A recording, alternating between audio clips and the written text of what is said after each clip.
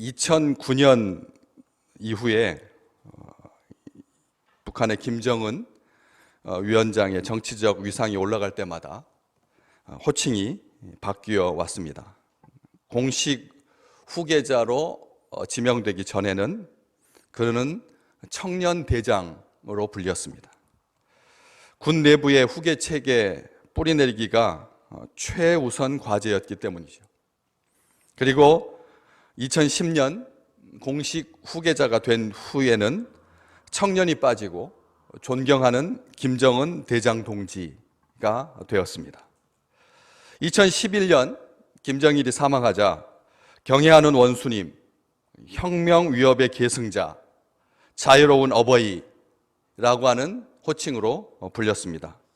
호칭이 다양해진 것은 계승자와 영도자 사이에 과도기였기 때문입니다. 고모부 장성택을 숙청한 이후에는 위대한 영도자라고 하는 호칭으로 부르기 시작했습니다. 이전까지 위대한 영도자는 할아버지 김일성과 아버지 김정일에게만 사용했습니다. 그의 정치적인 위상이 높아졌다는 것이었습니다. 2016년 국무위원회를 신설하고 본인은 국무위원장이라고 하는 호칭으로 부르기 시작했습니다. 선군 시대에서 정상 국가로의 전환을 추구한다라고 하는 뜻으로 읽혔지요. 그리고 작년 4월 최고인민회의에서 전체 조선 인민의 최고 대표자, 명실상부한 국가의 대표임을 강조했습니다. 12년 동안 그의 호칭이 얼마나 변화무쌍했는지를 우리는 우리 세대에서 봐왔습니다. 그런데 오늘 우리 하나님은 사랑하는 바울을 선택하셔서 복음을 위해서 살게 하셨습니다. 하나님께서 바울을 선택하셨죠. 바울을 선택하셔서 사도로 부르시고 그리고 예수 그리스도의 종이 되게 하셨습니다. 그런데 우리 하나님의 호칭은 1000년이 지나도 2000년이 지나도 3000년이 지나도 하나님이십니다. 우리 하나님의 호칭은 변화를 통해서 자신의 위상을 높이지 않으시기 때문에 그런 것이죠. 과거에 우리 박정희 대통령 시대 때는 박정희 대통령 각하라고 불렀습니다. 초등학생들도 대통령을 부를 때 박정희 대통령 각하 이름을 다 넣어서 불렀습니다. 박통이라고 부르지 않았습니다. 박 대통령이라고도 하지 않았습니다. 그런데 그 대통령 각하라고 하는 말은 없어졌지요. 또 지금도 일부 국가에서 총독이라고 하는 최고 책임자의 호칭이 있기는 하지만 보편적이지 않습니다. 과거에 그렇게 최고를 드러내기 위해서 황제라고 불렀었는데 황제라고 하는 이름으로 불리는 사람은 이제 이 지구상에 없습니다. 대신 농구의 황제, 야구의 황제라고 하는 호칭으로 진심으로 존경하는 마음으로 그렇게 황제라고 하는 명칭을 사용하곤 하지요. 그런데 우리 하나님은 하나님 황제라고 부르지 않으신다는 것이죠. 한결같이 태초부터 우리 하나님은 하나님이십니다. 그 하나님, 하나님의 복음을 위하여 택정함을 입었다. 바울이 그렇게 말하고 있습니다. 복음을 위해서 택정함 입었다. 하나님의 복음이다. 이렇게 말하고 있습니다. 하나님의 복음, 이 말은 사람이 만들어낸 것이 아니라는 뜻이죠. 시대에 따라 달라지거나 사람들의 길을 즐겁게 하기 위해서 인간의 의를 세우거나 사람의 기쁨을 구하는 것은 복음일 수 없다는 말씀입니다. 복음은 사람을 위한 것이 아닙니다. 하나님의 복음입니다. 사람의 복음이 아니다라고 하는 것이죠. 그래서 이 하나님의 복음이라고 하는 말은 우리로 하여금 늘 우리가 지금 무엇을 추구하고 있는가, 우리가 지금 무엇을 기대하고 있는가, 우리가 지금 무엇을 바라고 있는가를 묻게 하는 놀라운 표현입니다. 하나님의 복음이라고 하는 말은 모든 믿는 자로 하여금 혹시 내가 복음이 되고 있는 것은 아닌가? 혹시 다른 복음을 추구하고 있는 것은 아닌가? 성경에서 말하고 있는 복음은 바울이 말한 것처럼 2절 말씀에 하나님께서 선지자들을 통하여서 그의 아들에 관해 성경에 미리 약속하신 것 외에는 복음은 없습니다. 우리가 이것을 기억하셔야 됩니다. 그렇기 때문에 하나님의 복음인 거죠. 하나님의 아들에 관하여서 선지자들을 통해서 성경에 미리 약속하신 것이다. 우리 지난주에 누누이 다시 한번 확인했습니다. 복음은 우리로 말미암는 것이 아니다라고. 그런데 바울 당시에 이 말은, 하나님의 복음이라고 하는 말은, 이것은 보통 사람들이 쓸 수 없었던 말입니다. 도발적일 뿐만 아니라 굉장히 위험한 말이었습니다. 도발적이고 위험한 말이었습니다. 왜냐하면 그 당시에 복음의 개념은 기독교의 전유물이 아니라고 말씀드렸습니다. 복음이라고 하는 말은 기독교 용어가 아니었습니다. 먼저 세상에서부터 나온 말입니다. 성경에, 구약 성경에 복음이라고 하는 말 없습니다. 복음이라고 하는 말이 없습니다. 세상에서 복음이라고 하는 말이 먼저 나왔습니다. 그러니까 다시 말하면 이 복음이라고 하는 말은 세상에서 나온 말입니다. 그렇기 때문에 바울은 하나님의 복음이라고 차별을 두는 거죠. 세상에서 나온 복음이었는데 그 세상에서 나온 복음은 전쟁에서 승리한 소식이 복음이었습니다. 당시에는 다른 것이 복음일 수가 없었습니다. 전쟁에서 승리해야지만 먹고 살 수 있었고, 그리고 안전이 보장될 수 있었기 때문에 전쟁에서 승리하는 것 외에는 복음이 있을 수가 없었습니다. 또 한 가지는 로마의 새로운 황제가 등극했다라고 하는 소식만이 복음이었습니다. 새 황제가 등극했다, 새 황제가 왕이 되었다라고 하는 것이 복음으로 인정받았습니다. 그 외에는 복음일 수 없었습니다. 황제가 등극하는 것이 복음이고 전쟁에서 이기는 것이 복음이었습니다. 그것은 온 인류의 역사를 두고 변치 않습니다. 이게 복음입니다. 이것이 진짜 복음입니다. 가짜 복음이 아닙니다. 진짜 복음은 뭐냐? 바로 이기는 것이고 바로 왕이 되는 것이죠. 지금도 마찬가지입니다. 질병을 이기는 것이 복음입니다. 그리고 내가 왕이 되는 것, 내가 성공하는 것, 내가 승리하는 것, 이게 복음입니다. 세상에서의 가치는 그것 두 개를 추구하는 것입니다. 이 세상의 모든 노력은 그 두 개에 집중되어 있습니다. 그렇기 때문에 바울은 그것은 세상이 말하는 복음이고 하나님의 복음은 그것이 아니다 라고 하는 것을 말하는 것입니다. 진짜 복음은 하나님이 아들을 보내셔서 온 세상의 구세주로 오셨다는, 만왕의 왕으로 등극했다라고 하는 소식이다. 이것이 진짜 복음이다 라고 하는 무언의 메시지를 담고 있었기 때문에 이것이 만약 바깥으로 새 나가면 바울은 죽을 수밖에 없었습니다. 함부로 말할 수가 없었습니다. 이게 로마에 살고 있는 그리스도인들, 7절에 있는 것처럼 로마에서 하나님의 사랑하심을 받고 성도로 부르심을 받은 모든 자에게 이 편지를 쓰면서, 이게 로마에 살고 있는 성도들에게 복음이라고 하는 것은 황제가 등극하는 것이고 전쟁에서 승리하는 것인데, 바울은 그것이 아니다라고 단언하고 있기 때문에 이 말은 바울을 죽일 수도 있는 그런 표현이었다라고 하는 것이죠. 지금도 마찬가지입니다. 문제를 해결하고 어려움과 난관과 장애를 극복하고 무병장수하고 만사형통하는 것, 이것을 사람들은 복음이라고 믿습니다. 그러나 궁극적인 복음, 영원한 복음, 절대 복음은 하나님의 복음뿐입니다. 그렇기 때문에 우리가 살고 영이 살고 생명으로 충만한 것은 하나님의 복음으로 말미암는다는 것을 우리는 믿음으로 고백하는 것이죠. 하나님이 행하신 일, 하나님 안에서 이루어진 일, 하나님으로 말미암은 일만, 하나님에게 속한 것만 하나님의 복음입니다. 때문에 우리는 이 하나님의 복음을 말씀 통해서, 설교를 통해서, 기도 중에 환경 가운데서 하나님께서 들려주실 때 어떻게 살아야 하나, 어떻게 기도해야 하는가, 더 나은 그리스도인이 되기 위해서 어떻게 해야 할 것인가, 더 나은 아내가, 더 나은 남편이 되기 위해서, 더 나은 부모가 되기 위해서 무엇을 해야 하는가, 천국에 들어가기 위해서 어떻게 살아야 하는가, 처세술을 가르쳐 주고 도덕과 윤리를 실천하는 것이 복음이 될 수가 없다는 말씀입니다. 우리 한국교회가 언제부터 일이 되었습니까?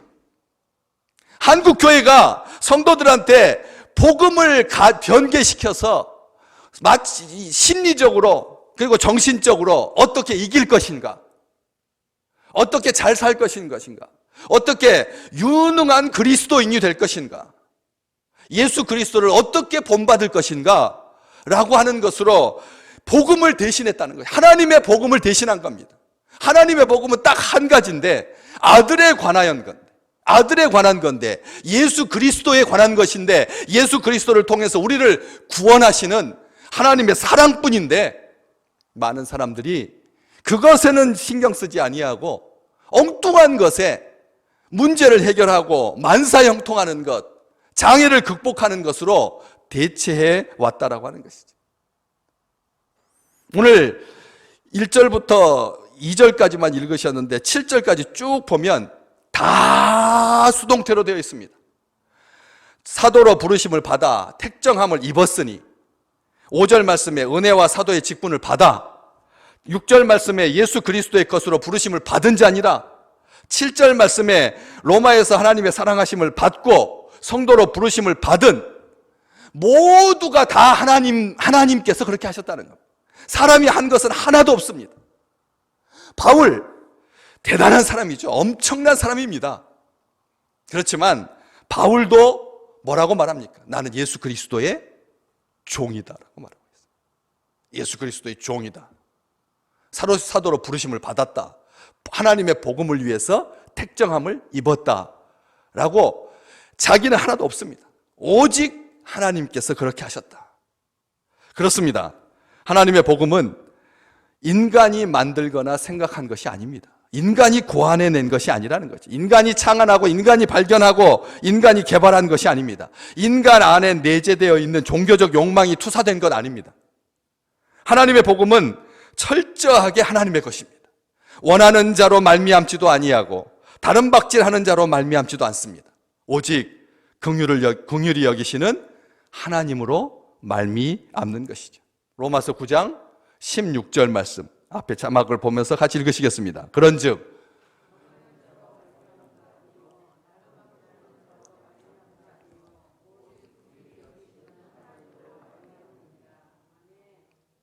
사람이 원해서가 아니라는 거죠. 하나님 때문에, 원하는 자로 말미암음도 아니고 다른 박질하는 자로 말미암음도 아니라는 거예요. 다른 박질 잘하고 열심히 노력하는 자로 말미암음도 아니라는 거예요. 자기가 객관적으로 봤을 때 비교적 선한 이런 것 때문에 우리가 하나님의 복음을 대신할 수가 없습니다. 오직 긍휼히 여기시는 하나님으로 말미암습니다. 그래서 하나님의 복음인 것이죠. 인간이 하나님에게 다가간 것이 아닙니다. 하나님이 인간에게 다가오신 것입니다. 인간이 하나님의 뜻을 행한 것이 아니라 하나님이 인간에게 하신 약속을 지키시고 성취하신 것입니다. 이게 복음입니다.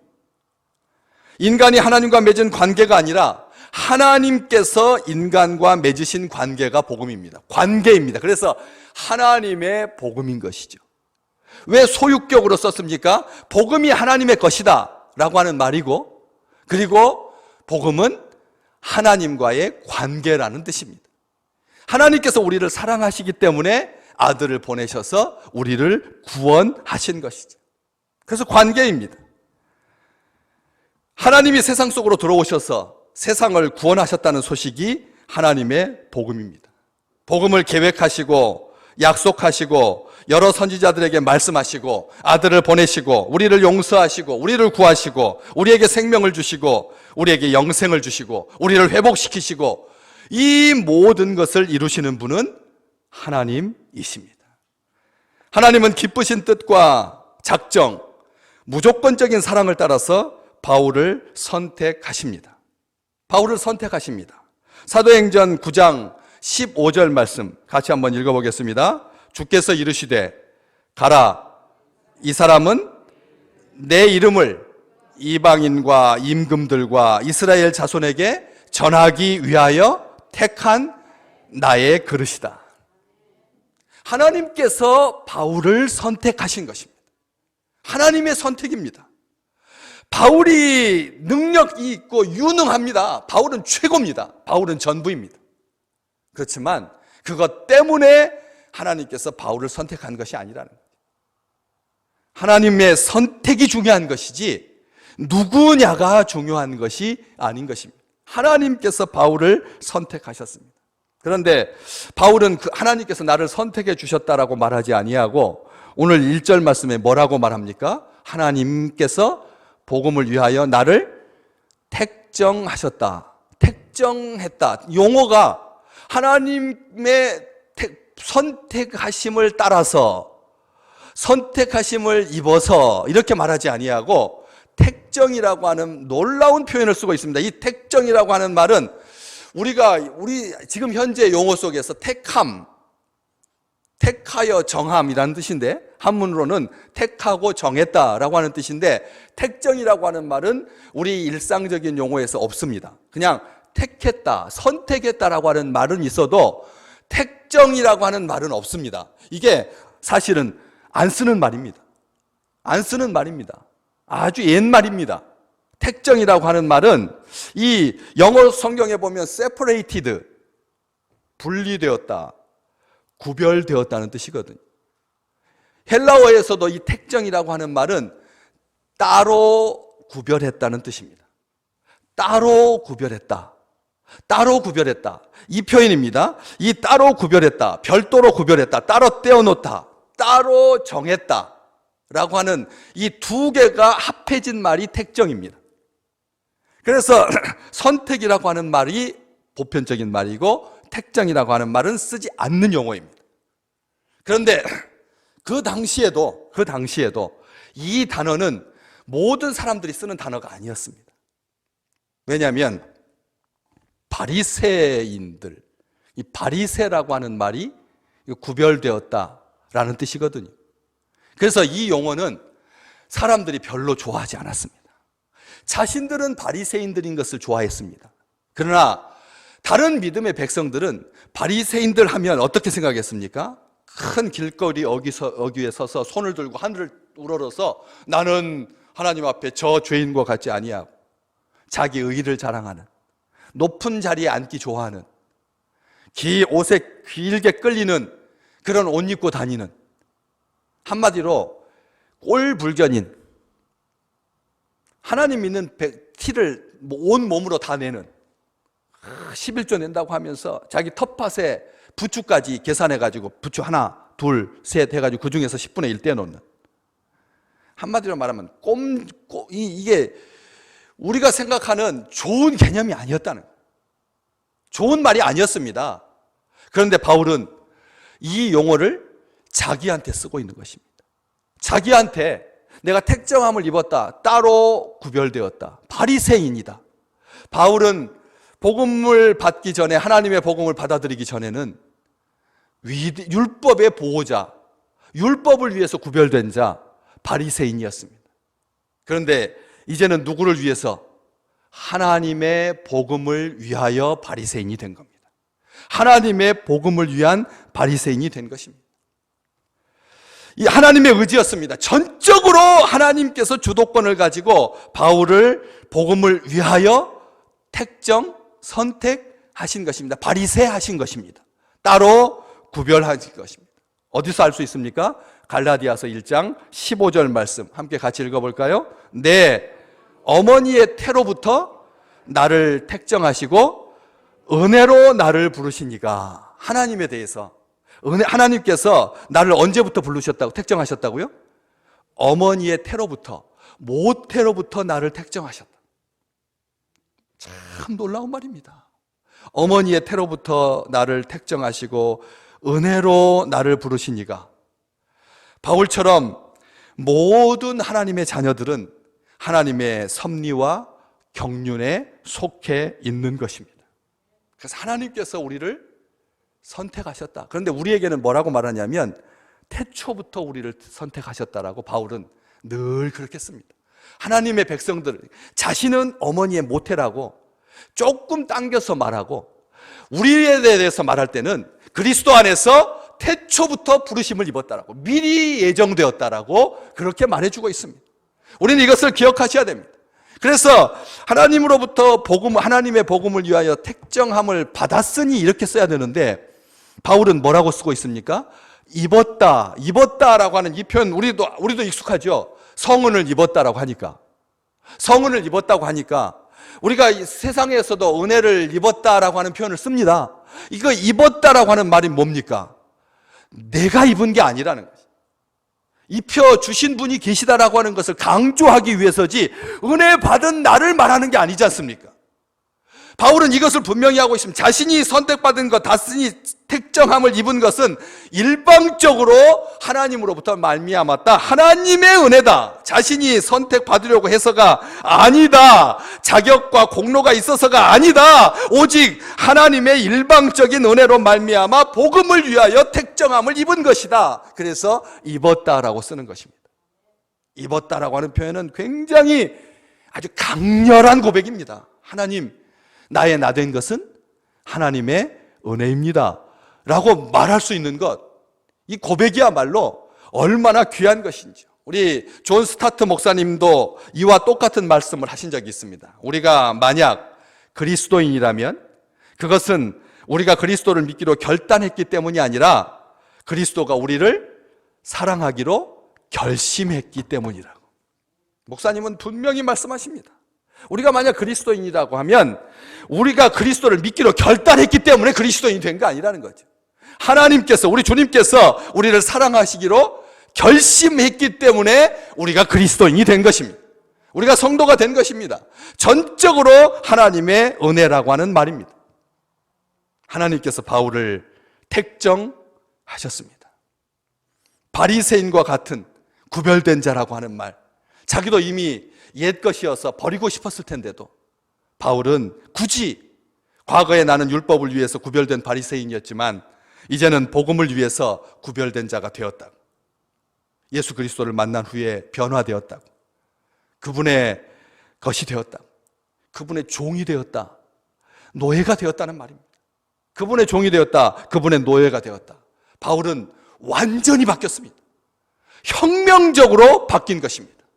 남미의 혁명가 체게바라는 이렇게 말한 적이 있습니다. 만약에 우리의 혁명의 목표가 사람들을 변화시키는 것이 아니라면 나는 그것에 아무런 관심도 없다 그랬습니다. 혁명가도 세상을 바꾸겠다고 하는 혁명가조차도 내 혁명, 우리의 혁명의 목표가 사람들을 변화시킬 수 없다면, 사람들을 변화시키는 것이 목표가 아니라면 나는 혁명에 관심조차 없다는 말. 혁명가가 한 말입니다. 혁명가가 한 말입니다. 그런데 하물며 하나님의 복음이 사람을 변화시키지 못한다면 그것은 하나님의 복음이 아니다라는 것이죠. 사랑하는 성도 여러분, 여러분 얼마만큼 변화되셨습니까? 완전한 새 사람이라고 하는 것을 믿으십니까? 내가 노력해서 변화되는 것이 아니라 하나님의 택정함을 입었기 때문에 변화된 것입니다. 우리가 변화되기 위해서 사는 게 아니라 하나님의 사람으로 택정함을 입은 사람입니다. 전적으로 하나님의 택정함을 입었다는 것이죠. 혁명은 놀랍게도 돌아온다라고, 리볼루션이라고 하는 말이 돌아온다는 말입니다. 혁명이 돌아온다라고 하는 말과 어근이 같습니다. 돌아온다는 말입니다. 혁명은 죄인의 운명을 변화시켜서 다른 운명으로 살게 하는 것입니다. 우리 주 예수 그리스도의 사람의 속성과 모든 욕망을 변화시키는 능력이 하나님의 복음, 아들의 복음 안에 있는 것이죠. 사울이 변하여서 바울이 되었습니다. 이름만 바뀐 것이 아니라 그의 모든 것이 변화되었습니다. 하나님께서 바울을 택정하시고 그 부르심에 합당하게 행하도록 인도하셨기 때문인 것입니다. 하나님께서 인도해 주십니다. 복음 여기서 내 복음은 버리십시오. 이제 더 이상 우리가 신앙생활 하는 것도 열심히 노력해서 내가 열심히 공을 쌓아서 내가 은택을 받을 만한 그런 어떤 행위를 통해서 이렇게 신앙생활하는 것이 아니다라고 하는 것이죠. 서울 양화진 바로 옆에 있죠. 마포구에 있는 절두산 외국인 선교사 묘원에 가면 미국 선교사, 여자 선교사인 루비 캔드릭의 묘가 있습니다. 그녀는 1907년 평양에 대부흥이 일어났을 때, 이 땅에 하나님의 복음이 불꽃과 같이 일어났을 때 급성 맹장염으로 25살에 청춘을 조선 땅에 묻은 여자 선교사입니다. 25살입니다. 급성 맹장염으로. 요즘 맹장염으로 죽는 사람은 없습니다. 지금 우리 오늘 찬양대도 안 썼습니다. 1부도 또 안 쓰고 2부도 안 쓰고. 왜요? 마스크를 벗고 찬양해야 되니까. 그러면 비말이 튀겨서 앞 사람한테 가게 되니까. 교회 이렇게 모여서는 안 된다. 다 마스크 쓰고 그리고 침 튀지 않게 해야 된다. 막 온 지금 나라가 딱 스톱되어 있습니다. 이제 멈춰 있습니다. 멈춤입니다. 멈춤. 모든 것이 멈춰 있습니다. 그런데 제가 몇 주 전에 예언했죠. 다 지나갈 거라고요. 왜요? 미국에서 한 해에 독감으로 사망하는 사람이 15,000명입니다. 15,000명. 한 해에 독감으로 죽는 사람이 15,000명이라니까요. 독감으로 죽는 사람이. 그런데 이번에 이 코로나 바이러스는 그 독감보다 못합니다. 전염은 빠르지만 2주 동안 집에 딱 앉아서 가만히 잘 쉬면 넉넉하게 이길 수 있는, 이게 두려울 수가 없는 것입니다. 독감보다도 못한 것입니다. 우리가 독감을 두려워했습니까? 독감을 두려워하는 사람이 있습니까? 처음에 스페인 독감이 나타나서 5천만 명이 죽었을 때는 사람들이 독감을 두려워했죠. 그러나 지금은 독감 두려워하지 않습니다. 백신이 나와 있으니까 예방주사만 잘 맞으면 겨울에 한두 번, 시작하기 전에 한 번 맞고 많은 사람도 있고 그 중간에 한 번 더 맞는 사람도 있고 한두 번만 맞으면 독감은 지나갑니다. 지금 초기 단계라 아직 백신이 개발되지 않아서 조심할 뿐이지, 우리가 독감이 무서워서 이 바이러스가 무서워서 떠는 것이 아닌 것이죠. 그렇지만 1907년에는 급성 맹장염은 선교사를 죽였습니다. 25살에 죽었습니다. 그녀가 죽음을 앞두고 자기를 파송한 텍사스 청년회, 텍사스의 청년들이 이 여인을 조선 땅에 선교사로 파송했거든요. 텍사스 청년 단체에 이렇게 편지했습니다. 만일 내가 죽으면 텍사스 청년 회원들에게 10명씩, 20명씩, 50명씩 아침 저녁으로 조선에 나오라고 전해 주십시오. 놀랍죠? 만약 내게 줄 수 있는 1000개의 생명이 있다면 나는 1000개의 생명을 모두 조선을 위해서 바치겠습니다. 그래서 우리가 예수 믿게 된 것입니다. 자기에게 1000개의 생명, 1000개의 심장이 있다면 나는 내 모든 심장을 어디에다 바치겠다고요? 우리 조선에, 대한민국에 바치겠다. 그리고 나서 부모님께 보낸 마지막 편지 일부입니다. 이곳은 참 아름다운 곳입니다. 모두 하나님을 닮은 사람들 같아요. 선한 마음과 복음에 대한 열정으로 보아 아마 몇십 년이 지나면 조선은 주님의 사랑이 넘치는 곳이 될 것입니다.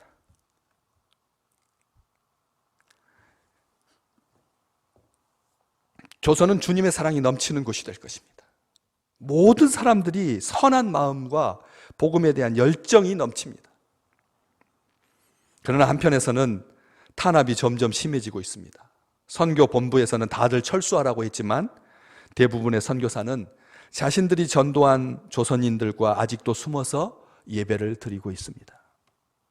오늘은 유난히도 집에 가고 싶어요.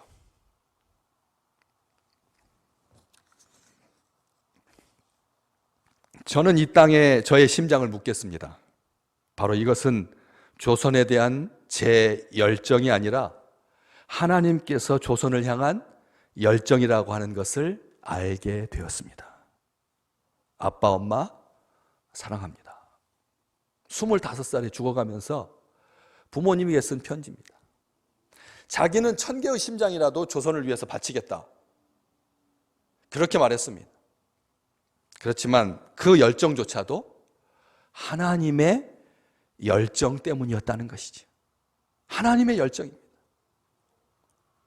신천지가 20만 명이 넘게 모인다라고 하는 것을 이번 사태를 통해서 알게 되었습니다.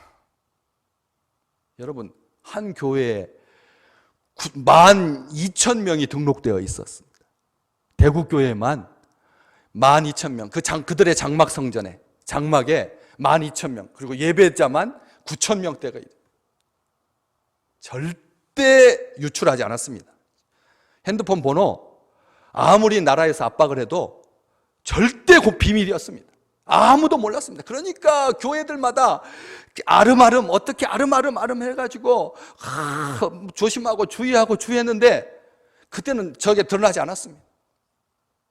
근데 이번에 거기에서만 수많은 환자가 발생하면서 이제는 자기들이 스스로, 자기들이 이제 죽게 생겼으니까 공개를 할 수밖에 없었던 거예요. 전수조사에 응하지 않을 수가 없게 된 것입니다. 우리 오늘 이 예배의 자리로 나온 모든 믿음의 식구들, 외부인들도 철저하게 통제하고 우리 교회에 등록되신 분들만, 우리 성도들만 이렇게 같이 예배를 드립니다.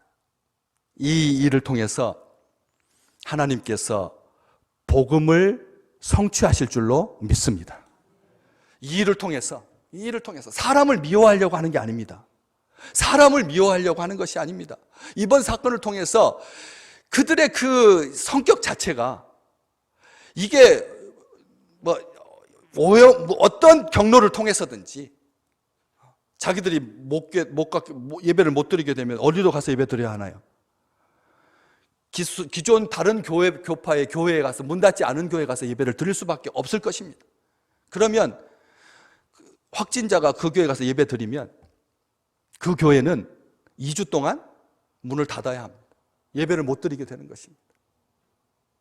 이 엄중한 상황 속에서 우리는 다시 한번 하나님의 복음 앞에 택정함을 입은 자로, 하나님의 복음을 위하여, 예수 그리스도를 위하여, 하나님의 나라를 위하여, 하나님께서 우리를 위하시고 우리를 구원해 주신 그 사랑을 인하여 하나님의 열정 앞에 온 민족이 돌아올 수 있는, 하나님의 마음 앞에 온 민족이 감사할 수 있는 하나님의 계획하심 앞에, 이 일을 통해서 이제 이 세상의 원칙은 전쟁이 아니라는 거죠. 승자가 우선이 될 수 없다는 것입니다. 경제를 위해서라면 이 브라질에 있는 이 열대 우림들이 한 해에 반씩 몇 %씩 깎여 나가야 되는 돈을 위해서라면 이런 것은 개의치 않았다. 왜 이렇게 폐와 관련된 질환으로 온통 다 엉망입니까? 사람의 탐욕 때문에 그렇지 않습니다. 사람의 탐욕 때문에. 우리는 이 사건을 통해서 하나님의 열정을 봐야 합니다. 하나님께서 우리에게 주신 하늘과 하나님께서 우리에게 주신 땅은, 진짜 신천지는 하나님께서 주신 우리 하늘과 땅은 우리를 위하는 건데, 우리를 위하여서인데 우리가 그것을 남용하고 오용하고